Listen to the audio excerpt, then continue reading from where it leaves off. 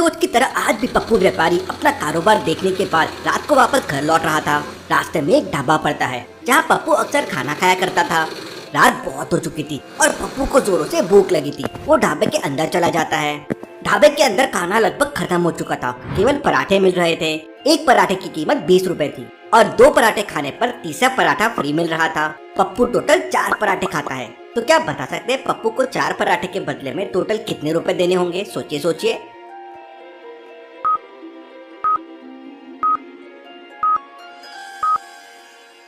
वैसे अगर पप्पू एक साथ 4 पराठे खरीदेगा तो उसे 80 रुपए देने होंगे, लेकिन पप्पू बहुत समझदार था।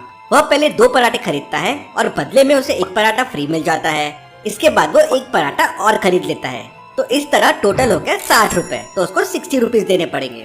पप्पू पराठे खाकर बाहर निकलता है कि तभी अचानक चक्कर खा के गिर जाता है। होटल का पूरा स्टाफ उसके पास आ जाता है और उसे इधर उधर करता है, लेकिन पप्पू को होश नहीं आता।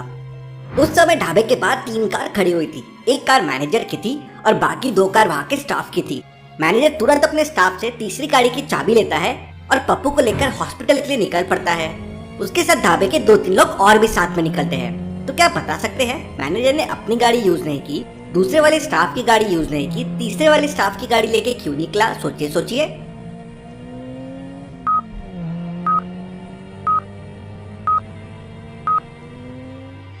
ध्यान से देखिए, मैनेजर की गाड़ी में नंबर प्लेट पर आधे नंबर गायब है और गाड़ी पे बहुत धूल लगी हुई है। इसका मतलब मैनेजर की गाड़ी काफी दिन से यूज नहीं हुई है, यहीं खड़ी हुई है।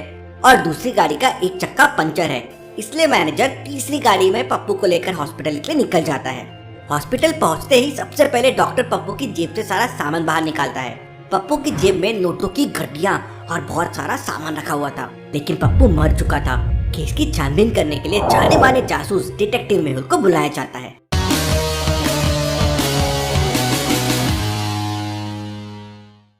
जब तक केस की पूरी छानबीन नहीं हो जाती तो उनमें से कोई भी शहर छोड़कर नहीं जाएगा। मेहुल पप्पू की डेड बॉडी लेकर डॉक्टर संजना की लैब में पहुंच जाता है।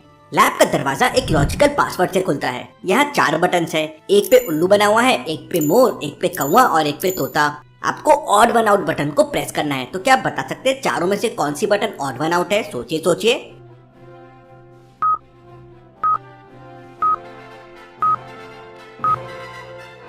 वैसे तो चारों पक्षी है, लेकिन उल्लू इन सबसे अलग है। उल्लू दिन में सोता है और रात को अपने घोंसले से बाहर निकलता है। मेहुल पहले वाला नंबर बटन प्रेस करता है और लैब के अंदर चला जाता है। डॉक्टर संजना डेड बॉडी की पूरी तरह से जांच करती है और मेहुल से कहती है, इसकी बॉडी में तो बहुत ही खतरनाक जहर है। इस जहर की एक बूंद अंदर जाते ही इंसान की मौत हो जाती है। इसका मतलब उसे ढाबे पर खाने के साथ जहर दिया गया होगा। मुझे तुरंत ढाबे पर जाकर पूछताछ करनी होगी। मेहुल अपनी गाड़ी से ढाबे की तरफ निकल पड़ता है। शहर से ढाबे तक पहुंचने के लिए 3 रास्ते थे। पहला रास्ता शहर के बीचों बीच से होकर जाता है, लेकिन वहाँ पे बहुत ज्यादा ट्रैफिक होता है। दूसरा रास्ता थोड़ा शॉर्टकट है, लेकिन वहाँ पर पुलिस की चेकिंग होती है। तीसरा रास्ता बहुत ही लंबा है, लेकिन वहाँ पर कोई ट्रैफिक नहीं है। तो क्या आप बता सकते हैं तीनों में से कौन सा रास्ता मेहुल के लिए सही रहेगा? सोचिए सोचिए।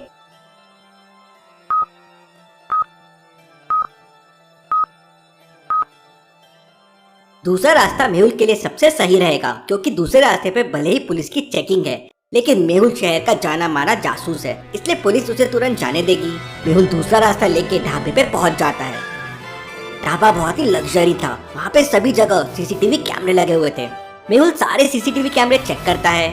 पप्पू व्यापारी के अंदर जाने से लेकर बाहर जाने तक के सभी वीडियो ध्यान से देखता है, लेकिन कहीं पर भी मेहुल को कोई गड़बड़ दिखाई नहीं देती। मामला कुछ और ही है। मुझे दोबारा से डॉक्टर संजना की मदद लेनी होगी। बॉडी को अच्छी तरह से चेक करने के बाद डॉक्टर संजना मेहुल को बताती है कि पप्पू व्यापारी को जहर दिया गया है, लेकिन जहर उसके खाने में नहीं था। मेहुल कंफ्यूज हो जाता है। मामला कुछ ज्यादा ही सीरियस लग रहा है। एक तरफ डॉक्टर कह रही है कि पप्पू को बहुत खतरनाक जहर दिया गया है, जिसकी एक बूंद से इंसान मर जाता है, और पप्पू ने आखिरी बार उस ढाबे पे खाना खाया था, तो फिर उसे जहर कहाँ दिया गया होगा। मेहुल दोबारा से उसी ढाबे के सीसीटीवी कैमरे चेक करता है, तो इस बार उसे एक क्लू मिल जाता है। तो क्या आप इस वीडियो को देखकर बता सकते हैं मेहुल को इसमें क्या क्लू दिखाई दे रहा है? सोचिए सोचिए लॉजिकल आर्मी।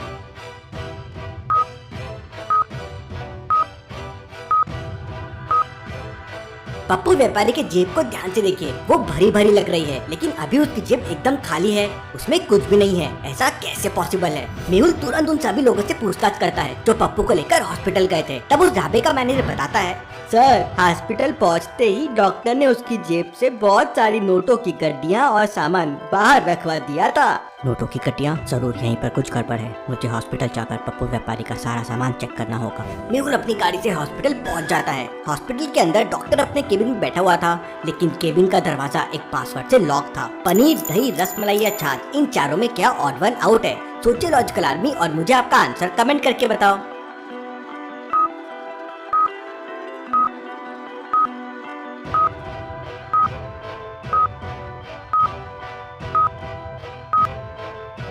वैसे तो ये चारों दूध से बनते हैं, लेकिन रसमलाई को छोड़कर बाकी तीनों चीजें बनाने के लिए दूध को फाड़ना पड़ता है। मतलब रसमलाई ऑड वन आउट है। मेहुल रसमलाई प्रेस करता है और केबिन के अंदर चला जाता है। केबिन के अंदर जाते ही मेहुल डॉक्टर से पूछताछ करता है और फिर पप्पू व्यापारी का सामान और नोटों की गड्डियां लेकर डॉक्टर सजना के पास पहुंच जाता है। सभी नोटों और सारे सामान को अच्छी तरह से चेकिंग करने के बाद डॉक्टर सजना हैरान रह जाती है और मेहुल से कहती है, अरे बाप रे, ये सारे नोट तो जहरीले हैं। नोट की गड्डियों में एक बहुत ही खतरनाक जहर छिड़का गया है। और वो ना हो इन्हीं जहरीले नोटों की वजह से पप्पू की मौत हुई होगी। लेकिन मर्डर करने के लिए इतना खतरनाक प्लान किसने बनाया होगा? जरूर कोई पहचान वाला आदमी होगा। सच्चाई का पता लगाने के लिए मेहुल अपनी गाड़ी लेकर पप्पू व्यापारी के ऑफिस की तरफ निकल पड़ता है। रास्ते में सड़क पर एक जगह बहुत सारे लोग खड़े हुए थे। मेहुल अपनी गाड़ी से उतरकर देखता है तो वहाँ पर दो कारों का एक्सीडेंट हो गया था। दोनों कारों को देखकर मेहुल तुरंत समझ जाता है कि दोनों में से कौन से ड्राइवर की गलती है। लेकिन क्या आप समझ पाए लॉजिकल आर्मी? ध्यान से सीन को ऑब्जर्व कीजिए और मुझे आपका आंसर कमेंट करके बताइए।